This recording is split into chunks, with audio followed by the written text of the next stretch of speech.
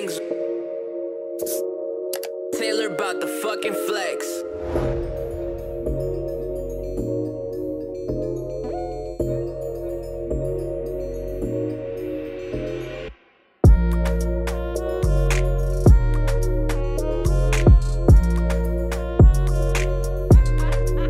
The Los Angeles Clippers went into the offseason with plenty of question marks about the future of the franchise. The two best players in franchise history, Blake Griffin and Chris Paul, could both opt out of their contracts and become free agents. JJ Redick was also a free agent who had no desire to re-sign back with the team. Most experts thought it was a foregone conclusion that CP3 was going to sign a max deal to stay in Los Angeles. But out of nowhere, he opted into his deal and delayed free agency for 1 year and informed the Clippers that his heart was set on the Rockets, and they traded him to Houston to team up with James Harden. Instead of losing Paul for nothing, the Clippers were able to receive Patrick Beverley, Sam Decker, Lou Williams, and Montrezl Harrell to help them transition into a new era. Despite speculation that he would also leave, Blake Griffin decided to stay and signed a 5-year max contract. Keeping him will allow the team to stay relevant, and he can finally be the focal point of the team. Blake has always wanted to be in a position where the offense ran through him exclusively and be able to initiate the offense at times throughout the game.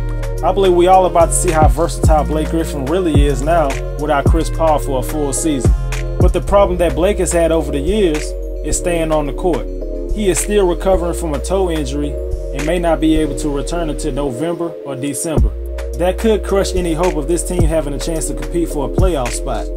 The Clippers owner Steve Ballmer relieved Coach Doc Rivers of his duties running the team, and now he can just stick to coaching, something that should have been done a while ago. The Clippers signed former Nuggets forward Danilo Gallinari to a big deal.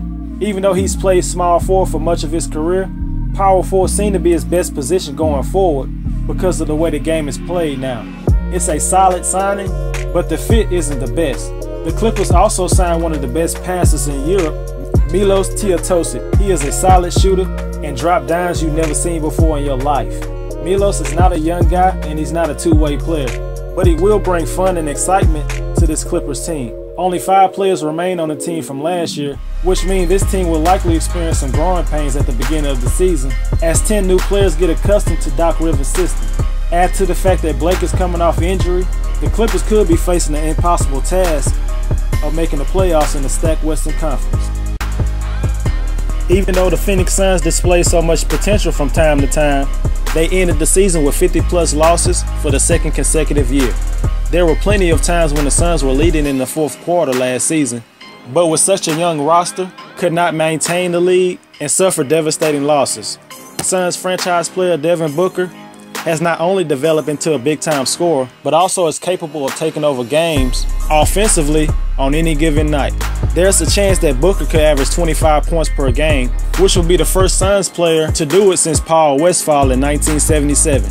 One of the best moments of the season last year was when Booker became the youngest player in NBA history to score at least 70 points in a single game. Booker even stepped up his defense as the year progressed, which was an area he needed to work on.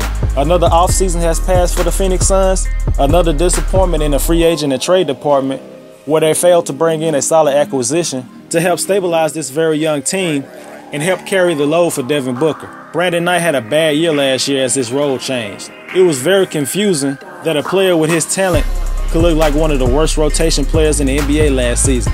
The adjustment to playing off the bench was clearly an issue, and it affected his effort level night in and night out. Instead of being able to bounce back and redeem himself, Brandon Knight will miss the entire upcoming season. With a torn ACL, he suffered in a pickup game during the summer. Despite rumors of him being possibly traded for a player like Kyrie, the Suns are set to rebuild with their 4th overall pick from this year, Josh Jackson. Phoenix ultimately got the player they wanted all along. Jackson is a multi-talented forward who will bring much-needed athleticism and intensity to this team. Touted as one of the best two-way players in the draft, Jackson put his skill on full display in the Summer League, averaging around 17 points, 9 rebounds, and around 2 assists per game. His defensive versatility should improve a Suns team ranked dead last in opponents' points per game last season. Marquise Chris and Tyler Ulis showed flashes in their rookie year, and both have the tools to be productive NBA players. It looks like the team will move on from their former 5th overall pick in Alex Len. The fact that he was never able to wrestle the starting job away from Tyson Chandler speaks volumes about his lack of growth, and at this point, he's definitely a bust. As the Suns continue to grow, their future remains bright, but for the immediate future, it's hard to imagine them making a big jump in the wins column. There is optimism for the Sacramento Kings that they haven't had in quite some time now. They traded their franchise player last year at the trade deadline, and things just started to fall right into place. Young players started getting proper playing time, like Scott Labissiere and Willie Cauley-Stein. They showcased their talent and was allowed to make mistakes and play through it. Labissiere had a strong second half and looks like he could be a steal. Buddy Hield is heading into his second season, and the Kings are expecting big things from him. He has a lot of work to do on his game, mainly just being consistent. After being traded to the Kings last season, Hield is averaging 15 points, 4 rebounds, and 2 assists a game while shooting 48% from the field and 43% from 3. He went from looking like a bust in New Orleans to looking like a solid NBA starter for the next 10 years in Sacramento. The best part of the offseason for the Kings was obviously the NBA draft. Justin Jackson, Harry Giles, and Frank Mason are solid picks, but the prize of the draft for the Kings was 5th overall pick De'Aaron Fox. Fox gives the Kings the point guard of the future that they desperately needed. He is lightning quick and has tight handles and good finishing ability at the rim. Fox is a disruptive defender with quick hands and long arms for a point guard. If the Kings needed anything, it was veteran leadership.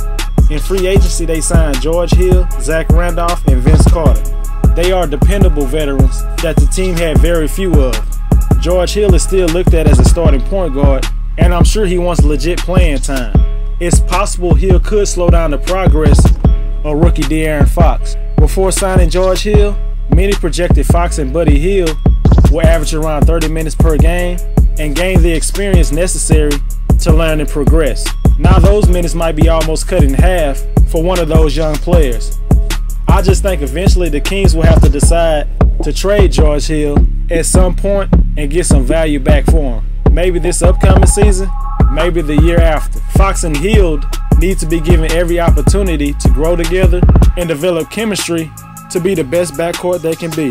It still may take years for Sacramento to be competitive again, but what will make this season a success is if Sacramento's young talent show consistent progress and for them to extract any knowledge or habits from the veterans on the team.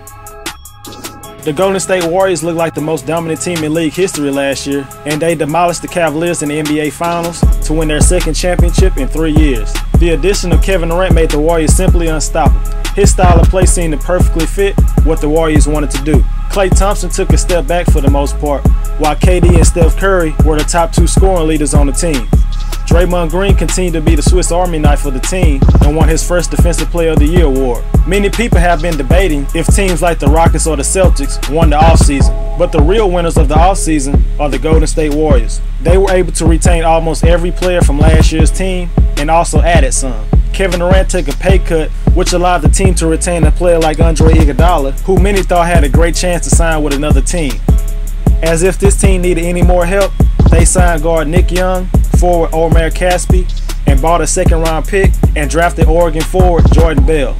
Nick Young seemed like he could thrive with the Warriors coming off the bench. But the question is, who will get the backup shooting guard minutes between Nick Young and Patrick McCaw? It seems like it'll be one or the other.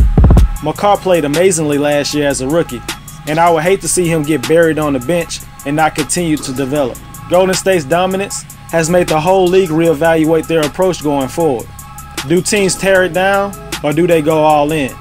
You can just imagine, with all the craziness that went on during the offseason, the Warriors were probably sitting back and relaxing, not having a care in the world. It's always harder to defend the title, but the Warriors are in a fantastic position to do that, and it's no surprise why they're the biggest favorites to win the championship next season. This will be the first full season with Magic Johnson and Rob Pelinka heading the front office for the Los Angeles Lakers.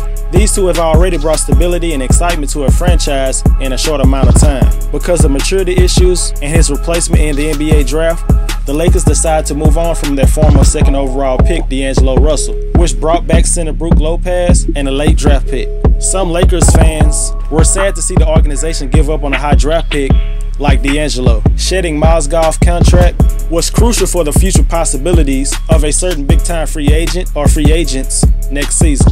You could argue that the Lakers had the best draft of all teams. The Lakers drafted their new franchise point guard in Lonzo Ball at 2, who has become the most hyped rookie coming in since LeBron James. This guy's a culture changer. Players will run harder and give more effort on defense playing with Lonzo.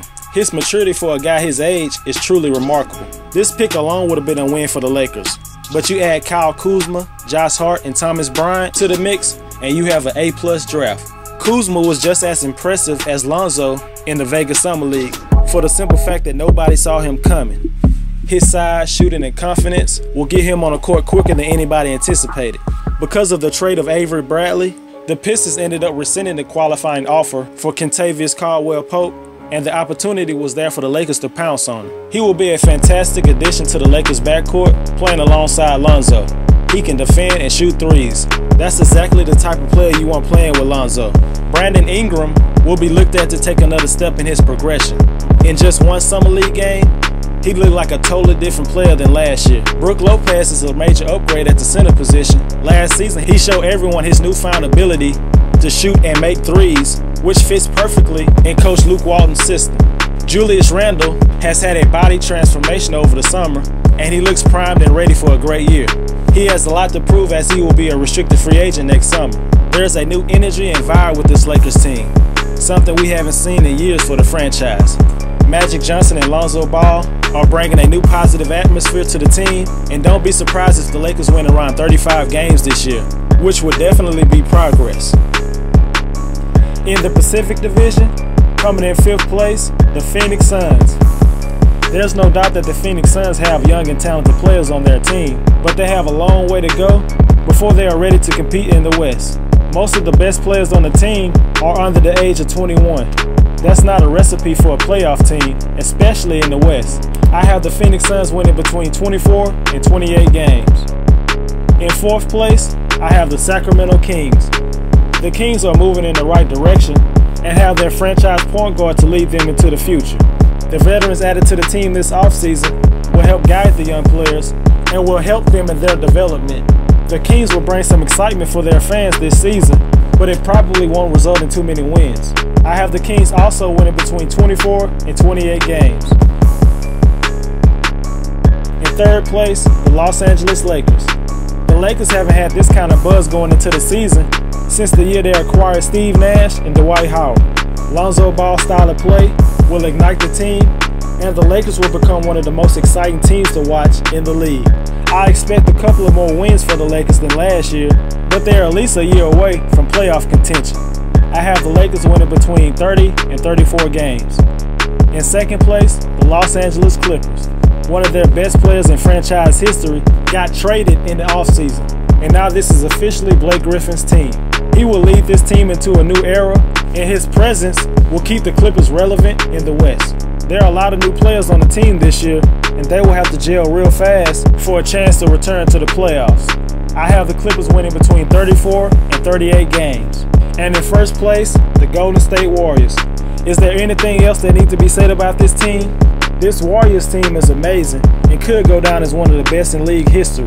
It's hard to see anybody being able to take them out in a 7-game series without injuries or suspensions. I have the Warriors winning between 66 and 70 games.